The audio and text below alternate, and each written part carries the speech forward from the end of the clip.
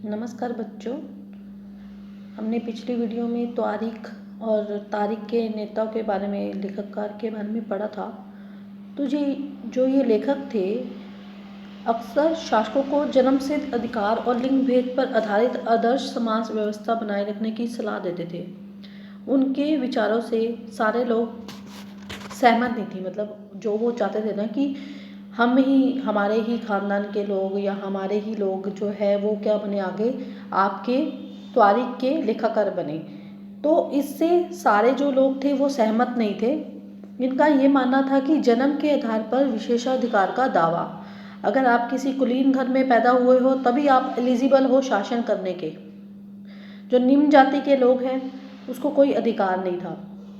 मतलब कि अगर ये कुलीन वर्ग क्या होता है? कुलीन वर्ग जो राजा के रिश्तेदार होते हैं, उन्हीं को ही ये अधिकार है, वही एलिजिबल है शासन करने के लिए या त्वारीख के लेखाकार बनने के लिए। लेकिन बाकी जो निम्न जाति के लोग हैं उनको ये अधिकार नहीं है, चाहे वो एलिजिबल भी हों, चाहे उनके पास वो पढ़े लिखे भी हों, लेकिन उनको ये अधिकार नहीं होगा। जाति के आधार पर ही डिसाइड किया जाएगा कि आप का शासन करने का अधिकार है या आपको नहीं है।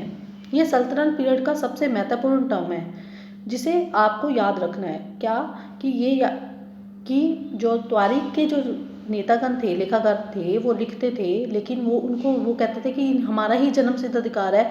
जो कुलीन वर्ग में पैदा हुआ होगा, जो राजा के रिश्तेदार होंगे, उसी को ही जो है उसको ही सल्तनत चलाने का अधिकार है, बाकी किसी को भी नहीं होगा। जो निम्न जाति का लोग होता, चाहे वो उसको सब कुछ आता हो, सब कुछ है, तो उसके बारे में उसको कोई भी अधिकार नहीं है। तो ये आपको याद रखना है, ये सल्तनत पीरियड का सबसे महत्वपूर्ण टर्म है जिसे आपको याद रखना है कि बहुत दिनों तक इस व्यवस्था को बना कर रखा गया। ऐसी चीज़ को बहुत समय तक बना कर रखा गया। आप जनता के बीच में भी यही धारणा थी, आम जनता जो थी उसमें भी यही धारणा थी कि केवल कुलीन वर्गों के लोग ही शासन कर सकते हैं, दूसरा लिंग भेद नहीं कर सकता। उसके अलावा क्या था, स्त्रियों और पुरुषों के बीच में एक सामाजिक अंतर था। मतलब कि पुरुषों और स्त्रियों में भी लिंग भेद का भी एक सामाजिक अंतर था। मतलब कि ये पुरुष ही राजगद्दी पर बैठ सकते हैं, स्त्रियों को राजगद्दी पर बैठने का कोई भी अधिकार नहीं है।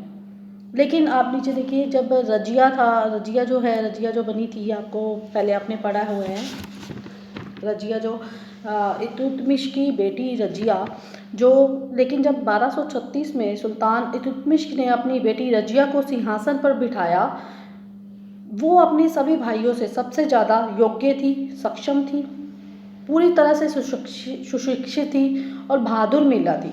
पुरुषों से कम कहीं भी नहीं थी वो। फिर भी उस समय के इतिहासकार जो है मिनहाज ए सिराज, तो किसने किया था, इस तरह का क्वेश्चन आता है, रजिया को सिंहासन पर किसने बिठाया था? उसके जो पिताजी थे, कौन थे? इल्तुतमिश। उन्होंने 1236 में रजिया को सिंहासन पर बिठाया था। और कौन? वो सब कुछ योग्य थी, सब कुछ था उसके पास, पुरुषों जैसा वो उसके सक्षम थी, पुरुषों के जैसे ही वो काम करती थी, एक बहादुर महिला थी।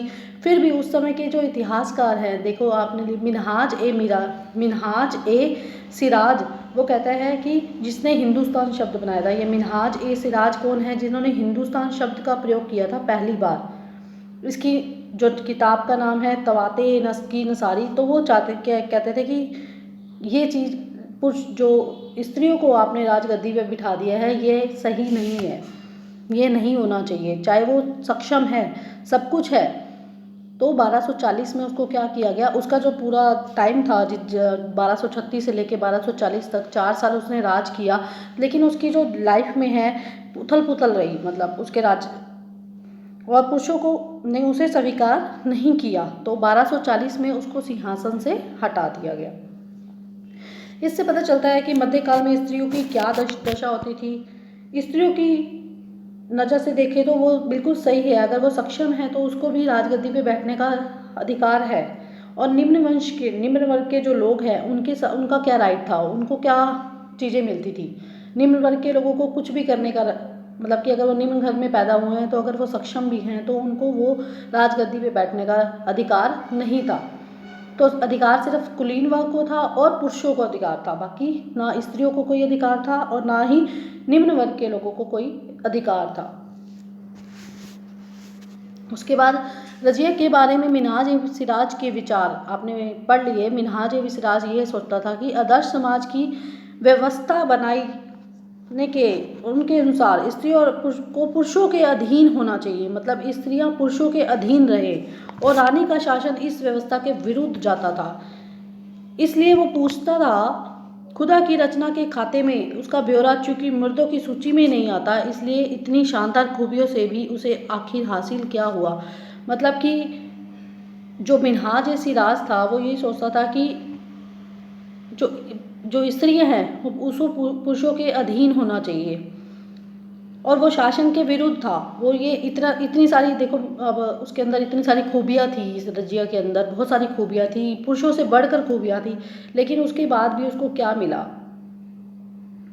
कुछ नहीं मिला। रजिया ने अपने सिक्कों तथा अभिलेखों पर अंकित करवाया है कि वह सुल्तान इल्तुतमिश की बेटी थी। उन्हें अपने सिक्कों पे और अभिलेखों पर ये अंकित करवा रखा है कि वह सुल्तान इल्तुतमिश की बेटी है। आधुनिक आंध्र प्रदेश के वारंगल क्षेत्र, एक और आपका नीचे आप पढ़े, यहाँ पर भी एक रानी रुद्रमा देवी है जिन्होंने 1262 से लेकर 1299 तक राज्य किया है। ये भी क्या थी? एक स्त्री थी। आंध्र प्रदेश के वारंगल क्षेत्र के किसी समय काकतीय वंश का राज्य था। उस वंश की रानी रुद्रमा देवी 1262 से 1299 के व्यवहार से रजिया के व्यवहार बिल्कुल विपरीत था। उनका व्यवहार रजिया के व्यवहार से बिल्कुल विपरीत था। क्यों? क्योंकि वो पुरुषों जैसा रहती थी, पुरुषों जैसे कपड़े पहनती थी, पुरुषों जैसे, उसने भ्रम पैदा करके रखा हुआ था लोगों को पता ही नहीं चला कि ये पुरुष है ये स्त्री है। काम भी वैसे करती थी और पुरुष की तरह ही रहती थी। कौन रहती थी? रुद्रमा देवी। इसके ऊपर क्वेश्चन आ जाते हैं आपके कि रानी रुद्रमा देवी जो थी वो रजिया के बिल्कुल विपरीत व्यवहार करती थी। रजिया तो पूरे जैसे औरत है तो औरत की तरह ही बैठती थी, औरत की तरह ही चलना, लेकिन जो रानी रुद्रमा देवी थी वो 1262 से 1800, इसने जो 1236 से लेके 1240 तक ही राज्य किया रजिया ने, लेकिन इसने देखो 1262 से लेके 1299 तक इसका पति मर चुका था रानी रुद्रमा देवी का, और इसका जो बेटा था वो भी बालिग नहीं हुआ था। तो रानी रुद्रमा देवी ने ही पूरा राज्य किया था।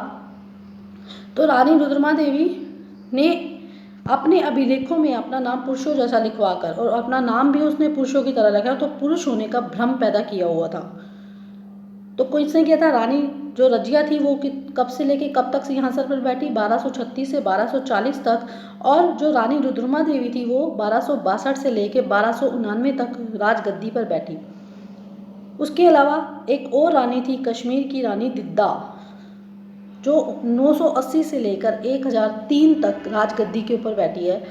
उनका नाम दीदी, बड़ी बहन से निकाला गया, मतलब उनका नाम दिद्दा था तो इसलिए उसको दीदी दीदी करके सब बुलाते थे।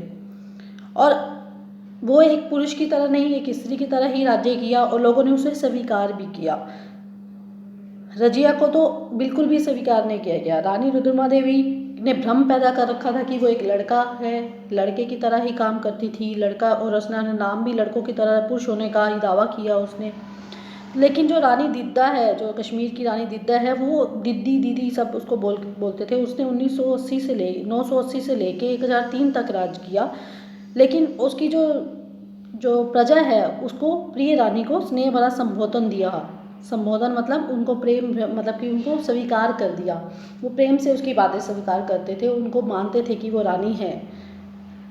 तो ये 3 रानियाँ थी, रजिया, मिन्हा, और दूसरी है रानी रुद्रमा देवी, और तीसरी है रानी दिद्दा। तो इसके ऊपर आपके क्वेश्चन पूछ लिए जाते हैं। तो रजिया को स्वीकार नहीं किया गया था बिल्कुल भी। वो 4 साल बाद ही उसको राजगद्दी से हटा दिया गया था, क्योंकि वो मानता था कौन? मिन्हाज ए सिराज, क्योंकि मुसलमान जो होते हैं वो लड़कियों को आगे नहीं बढ़ने देते कि वो दुपट्टा नहीं करके आ रही है, रानी है, मतलब पूरा अपने आप को ढका नहीं हुआ, उसने बुर्खा नहीं पहन रखा, तो कैसे पुरुषों के सामने कैसे आ सकती है, कैसे अधिकार कर सकती है। तो उस पर बहुत सारे रिस्ट्रिक्शन लगा रखी थी, जिसे उसे 4 साल बाद ही गद्दी से हटा दिया गया था। लेकिन रानी रुद्रमा देवी ने भ्रम पैदा कर रखा था कि वो पुरुष है एक, क्योंकि उसका पति मर चुका था और उसका बेटा नाबालिग था अभी, तो इसलिए उसने भ्रम पैदा कर रखा था। एक महिला शासक थी, लेकिन वो एक पुरुष की तरह ही उसने 1262 से 1299 तक राज किया। उसके बाद रानी दिद्दा ने 980 से 1003 तक, ये डेट है, आपको याद करना होगा, कुछ भी पूछा जा सकता है इसके बारे में।